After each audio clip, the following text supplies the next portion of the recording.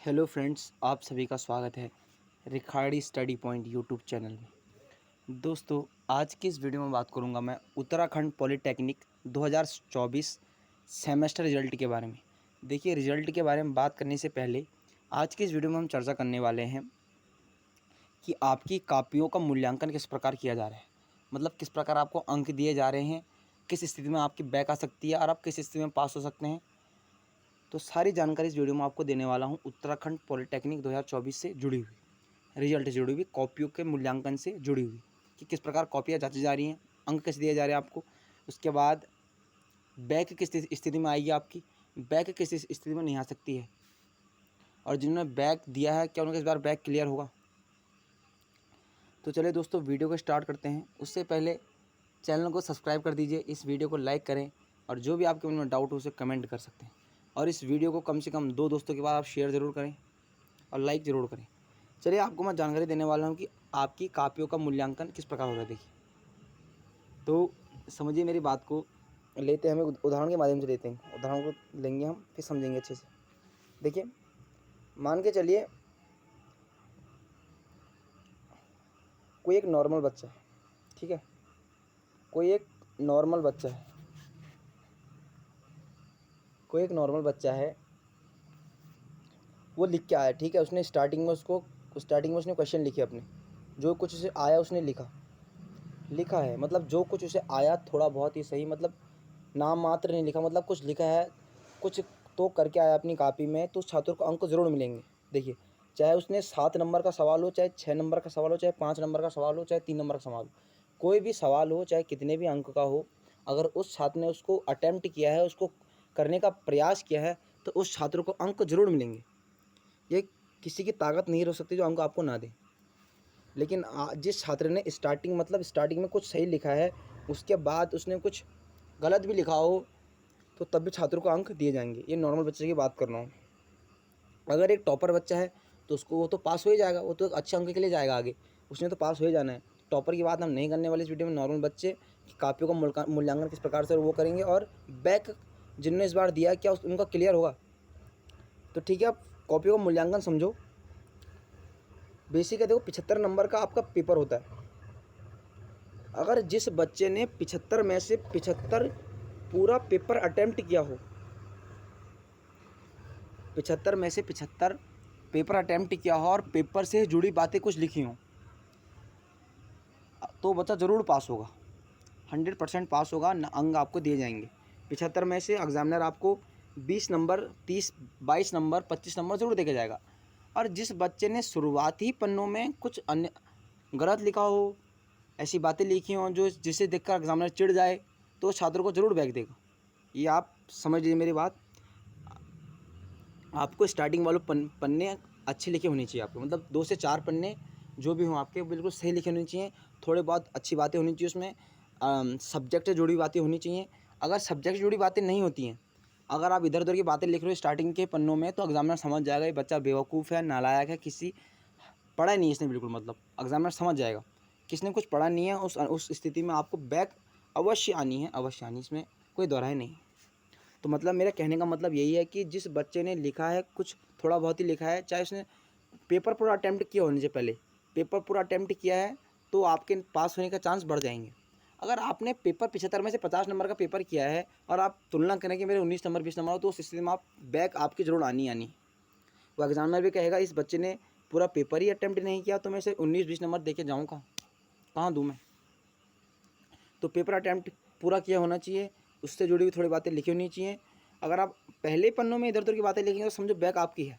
अगर जिस बच्चे ने स्टार्टिंग के कुछ पन्नों में विषय जुड़ी बातें लिखी हैं, जैसे आपका किसी विषय का पेपर था, उस विषय जुड़ी बातें लिखी है कि विषय में ऐसा होता है, प्रश्न से जुड़ी बातें भी लिखी हैं, वो ऐसा होता है, तो आप उसमें पास अवश्य होंगे, बैक नहीं आएगी। तो समझ गए आप मेरी बात। इस स्थिति में फिर भी कोई मन में डाउट वगैरह हो तो आप मुझे कमेंट कर सकते हैं, रिप्लाई ज़रूर मिलेगा आपको।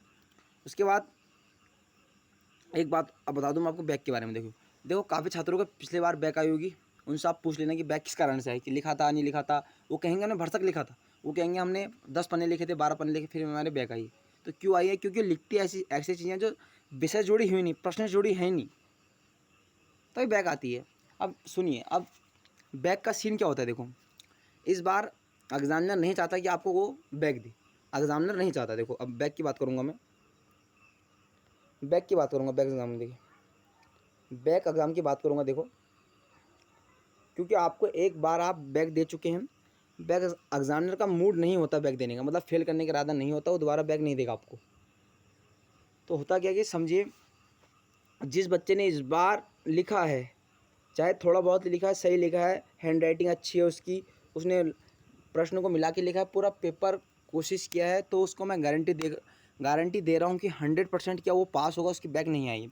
अगर जिस बच्चे ने पेपर ही अटैम्प्ट नहीं किया है, कुछ लिखा ही नहीं है, पहले पन्ने में ही अपनी बातें लिखे जा रहा है, गप मारे जा रहा है, उसकी स्थिति में बैक आनी है, वो फिर बैक देगा। वो लिखना ज़रूरी होता है, पूरा पेपर आप अटैम्प्ट कीजिए बैक की स्थिति में हो, चाहे बैक की स्थिति में हो, चाहे आपका मेन एग्ज़ाम हो, पूरा पेपर अटैम्प्ट कीजिए। अगर नहीं आ रहा कुछ भी लिखिए, लेकिन बाद में लास्ट के पन्नों में, स्टार्टिंग के पन्नों में विषय की जुड़ी बातें, विषय मतलब जिसका पेपर हो उसकी बातें आप लिखें, आपको बैक नहीं मिलेगी, ये गारंटी है मेरी। तो बैक का सीन ये रहता है कि अगर एग्जामिनर फेल के इरादे से नहीं आएगा कि अब मैं फेल कर दूँ, एग्जामिनर चाहता है कि मैं बच्चे को पास करूँ, क्योंकि एक बार बैक दे चुका है वो। जिसने इस बार बैक लिखा होगा कॉपी में वो अवश्य पास होगा, जिसने लिखा नहीं होगा फेल होगा, साफ बात तो ये है। और कॉपियों की इस बार चेकिंग थोड़ा हार्ड हो रही है, मैं पहले बता दूं आपको, मैं कॉपी इस बार आपकी हार्ड चेक होंगी, तो आप नंबर भी देखना इस बार ऐसे ही आएंगे, किसी के कम किसी के ज़्यादा। और पूरा आपका है सेशनल बेस। देखिए पॉलिटेक्निक में 60 से 65% होता है टीचरों के हाथ पे, और 30 से 35% होता है छात्र के हाथ पे, क्यों इतना अचीव कर सकता है बस। तो समझ सकते हैं आप। फिर भी बैक आ रही है तो फिर आप नालायक हैं, फिर नालायक ही समझो अपने आप को। फिर भी कोई मन में डाउट हो बैक वगैरह के बारे में तो आप पूछ सकते हैं। बैक का सीन नहीं रहता, एग्जामिनर कभी आपको फेल के मूड से नहीं होगा, कॉपी आपको बिल्कुल अच्छे जांची जाती हैं, अच्छे से उनको देखा जाता है। कोई भी टीचर आपको फेल करने के इरादे से नहीं आता, वो चाहता है कि छात्र का भला कर दूँ, मैं पास कर दूँ। लेकिन आपकी हरकतें ऐसी होती हैं कि आप अनाप शनाप लिख के आ जाते हैं, उसको फेल करना ही अनिवार्य होता है। अगर वो फेल नहीं करेगा तो फिर उस पर कार्यवाही भी हो सकती है कि आपने कल आप कहीं फील्ड में चले गए तो वो कहेगा कि पास भी कैसे हो गया छात्र, तो उस समय उस शिक्षक पर कार्यवाही हो सकती है। तो मैं कह रहा हूँ कि आपने लिखा होगा तो अवश्य पास होंगे आप, अगर लिखा नहीं होगा तो बैक आपकी 100% आने वाली। और रिजल्ट आपका जल्दी जारी कर दिया जाएगा, अगस्त माह में आपको रिजल्ट जारी कर दिया जाएगा। जैसे रिजल्ट आएगा आपको वीडियो प्रोवाइड की जाएगी। तो आज की इस वीडियो में आपको जानकारी दी कि कॉपियाँ हार्ड हो रही है चेक, बैक के बारे में जिसने लिखा है अंक कैसे दिए जा रहे हैं बता चुका हूँ मैं। पूरा पेपर जिसने अटैम्प्ट किया वो पास होगा 100%, ये गारंटी ले लीजिए, मुझसे लिख के ले लीजिए।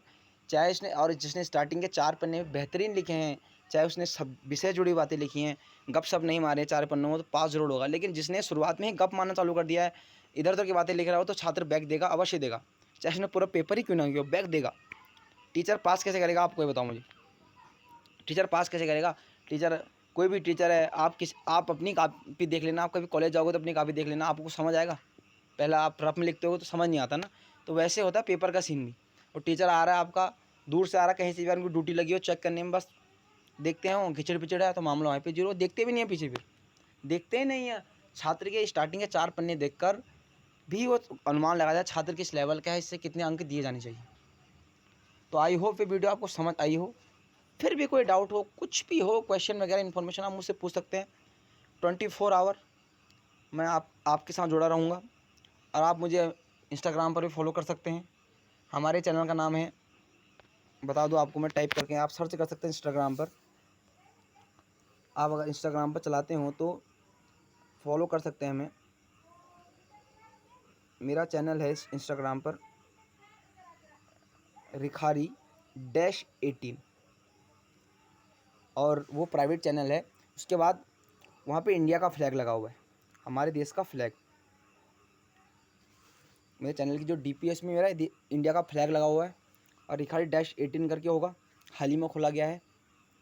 तो आप जाकर उसे फॉलो भी कर सकते हैं। कोई भी इन्फॉर्मेशन आप मुझसे पूछ सकते हैं, वहाँ अवश्य आपको जानकारी मिलेगी। तो दोस्तों यहाँ वीडियो मैं समाप्त करता हूँ, और इंस्टाग्राम जोड़ना मत भूलना, और चैनल को सब्सक्राइब कर लीजिए, और इस वीडियो को शेयर ज़रूर करें। तो धन्यवाद दोस्तों, जानकारी बहुत ही अच्छी लगी होगी तो लाइक करें, मन में जो भी डाउट हो कमेंट करें, और कोशिश रहेगी कि आपके लिए वीडियो बनाते रहूँ मैं आगे। अगर आप लाइक कमेंट करते रहेंगे तो हिम्मत मिलती रहती है वीडियो बनाने की, और अगर लाइक कमेंट नहीं करेंगे तो वीडियो भी हिम्मत नहीं होती बनाने की वीडियो। तो चलिए वीडियो को यहाँ मैं समाप्त करता हूँ। धन्यवाद दोस्तों। अगर आप इंस्टाग्राम पर फॉलो करना मत भूलना, रिखारी-18 करके चैनल है, इंडिया का फ्लैग लगा हुआ है, तो आप ज़रूर करें मुझे फॉलो। धन्यवाद दोस्तों।